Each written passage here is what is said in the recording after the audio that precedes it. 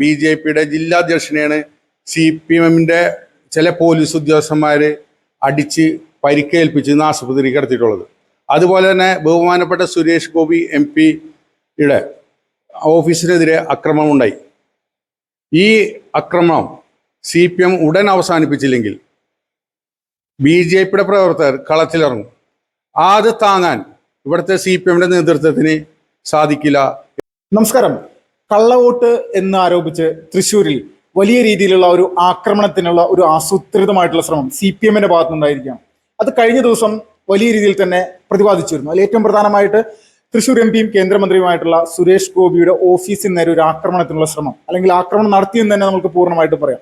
അതിനെതിരെയുള്ള ഒരു പ്രതിഷേധത്തിൽ BJPയുടെ ജില്ലാ അധ്യക്ഷനായിട്ടുള്ള ജസ്റ്റിൻ ജേക്കബിന്റെ തലയിൽ വളരെ കൃത്യമായിട്ട് നമുക്ക് കാണാൻ സാധിക്കും പോലീസിന്റെ ഒരു വലിയ രീതിയിലുള്ള ആക്രമണം.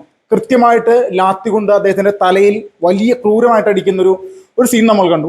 അടിയുടെ ആഘാതത്തിൽ ആ ഒരു ലാത്തി പോലും ഒടിഞ്ഞു പോകുന്ന തരത്തിലേക്കായിരുന്നു. അപ്പോൾ ഈ ഒരു സമയത്ത് തൃശ്ശൂർ സൗത്ത് ജില്ലാ അധ്യക്ഷനായിട്ടുള്ള AR ശ്രീകുമാർജി നമ്മോടൊപ്പം ഈ ഒരു വിഷയത്തിൽ പ്രതികരിക്കാനായിട്ട് ചേരുകയാണ്. ചേട്ടാ നമസ്കാരം. നമസ്കാരം. ചേട്ടാ, ഇപ്പോൾ BJPയുടെ സിറ്റി ജില്ലാ അധ്യക്ഷൻ ജസ്റ്റിൻ ജേക്കബിന് ഇതുപോലൊരു വലിയൊരു ആക്രമണം പോലീസിന്റെ ഭാഗത്തുണ്ടായി. കൃത്യമായിട്ടുള്ള ആസൂത്രിതമായിട്ടുള്ള സംഭവം എന്നുള്ള ഒരു സംശയമില്ല. വീഡിയോ കണ്ടാൽ നമുക്കറിയാം. BJPയുടെ മുന്നോട്ടുള്ള ഒരു പ്രതികരണങ്ങളും അല്ലെങ്കിൽ പ്രവർത്തനങ്ങളും ഈ ഒരു വിഷയവുമായി ബന്ധപ്പെട്ടത് എങ്ങനെയാണ്? ആദ്യത്തെ വിഷയം എന്ന് വെച്ചാൽ സുരേഷറിൻ്റെ വിജയം ഒരു കൊല്ലമായിട്ട് പോലും CPM-നും കോൺഗ്രസിനും അംഗീകരിക്കാൻ സാധിച്ചിട്ടില്ല. അത് ഞങ്ങളെ ബാധിക്കുന്ന വിഷയമല്ല. ജനങ്ങളാണ് സുരേഷറിനെ ജയിപ്പിച്ചു വിട്ടിട്ടുള്ളത്. അതേപോലെ തന്നെ മുനിസിപ്പാലിറ്റി പഞ്ചായത്ത് തെരഞ്ഞെടുപ്പുമായിട്ട് ബന്ധപ്പെട്ടുകൊണ്ട് തൃശ്ശൂർ വലിയൊരു മുന്നേറ്റം BJP നടത്താൻ പോകുന്ന വ്യക്തമായ ധാരണ CPM-നുണ്ട്. അതുകൊണ്ടാണ് CPM ഈ അക്രമം തുടരുന്നത്.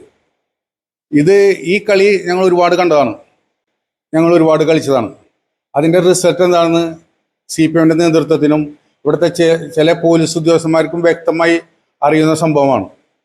അതുകൊണ്ട് ഞങ്ങളുടെ ജില്ലാ അധ്യക്ഷന് കേന്ദ്രം ഭരിക്കുന്ന പ്രസ്ഥാനത്തിൻ്റെ ലോകത്ത് നമ്പർ 1 പാർട്ടിയായ BJPയുടെ ജില്ലാ അധ്യക്ഷനെയാണ് CPM-ന്റെ ചില പോലീസ് ഉദ്യോഗസ്ഥന്മാർ അടിച്ച് പരിക്കേൽപ്പിച്ച് ആശുപത്രിയിൽ കിടത്തിയിട്ടുള്ളത്.